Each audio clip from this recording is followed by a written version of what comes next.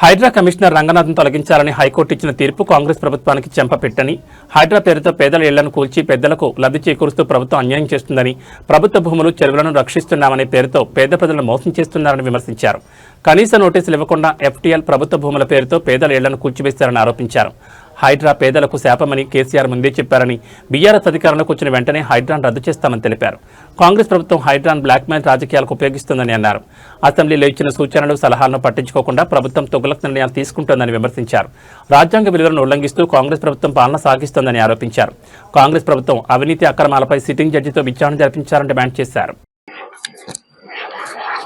నిన్న రాష్ట్ర అత్యున్నత న్యాయస్థానం హైకోర్టు ఇచ్చిన తీర్పుతో పేద మధ్యతరగతి కుటుంబాలతో పాటు అనేక మంది మరి రియల్ ఎస్టేట్ వ్యాపారులు కానివ్వండి, చాలామంది అందరూ కూడా మరి హైకోర్టు తీర్పుని స్వాగతిస్తూ ఉన్నారు, సంతోషం వ్యక్తం చేసుకుంటా ఉన్నారు. చాలా చోట మరి టపాసులు కాల్చి పండగ చేసుకున్నటువంటి వాతావరణం నిన్న స్పష్టంగా కనపడ్డది.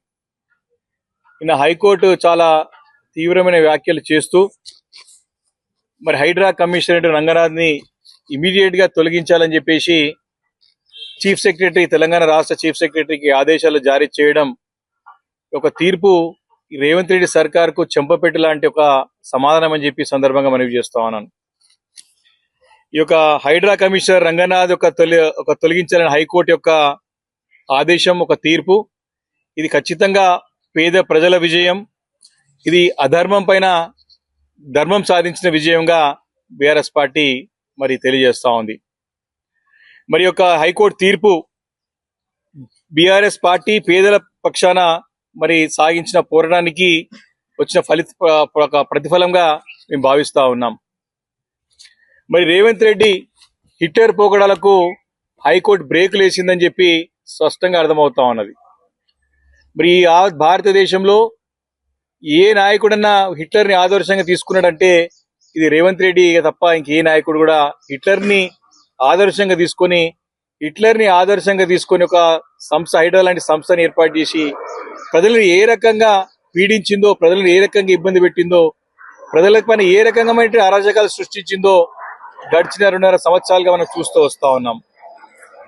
మరి ఏ వ్యవస్థ అయినా సరే మరి బాబాసాహెబ్ అంబేద్కర్ గారు రచించినటువంటి రాజ్యాంగాన్ని మనం పాటిస్తూ ముందు పోయినాం తప్ప మరి వేరే కొత్త రాజ్యాంగం ఇక్కడ చూడలేదు. కానీ తెలంగాణ రాష్ట్రంలో మరి హైడ్రా కమిషనర్ గారు చెప్తా ఉన్నారు, రాజ్యాంగం ప్రకారం అంటే మేము రేవంత్ రెడ్డి రచించినటువంటి రాజ్యాంగం ప్రకారం మేము నడుచుకున్నాము అని చెప్పడం సిగ్గుచేటు. మరి ఇవన్నీ కూడా ఈ శాఖ, మున్సిపల్ శాఖ కూడా మొత్తం కూడా రేవంత్ రెడ్డి గారి శాఖగానే ఉన్నది అది కూడా.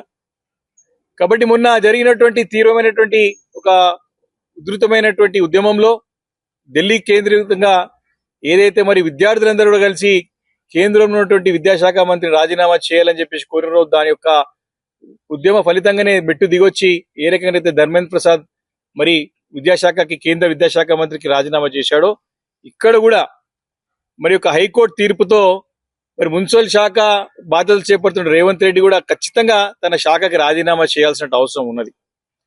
మరి ఈరోజు సమానం చెప్పాల్సిన అవసరం ఉన్నది. హైడ్రా అనేది ఎంతో ప్రతిష్టాత్మకంగా మేము చేస్తా ఉన్నామని చెప్పిన ప్రభుత్వం ఈరోజు తెలంగాణ రాష్ట్రానికి సమానం చెప్పాల్సిన అవసరం ఉంది, రాష్ట్ర ప్రజలకి చెప్పాల్సిన అవసరం ఉంది. వాళ్ళకి ఒక జవాబు చెప్పాలి, తక్షణం బయటకు వచ్చి క్షమాపణలు చెప్పాలి ప్రజలకి. మీరు చేసిన దాష్టికాలు అన్ని కాదు, ఇన్ని కాదు, మీరు చేసిన అరాచకాలు అన్ని కాదు, ఇన్ని కాదు, మీరు చేసిన దౌర్జన్యాలు అన్ని కాదు, ఇన్ని కాదు, ఈ హైడ్రాని అడ్డు పెట్టుకొని ఏ రకంగా అక్రమ దందాలకు మీరు పాల్పడ్డారో అన్ని కాదు.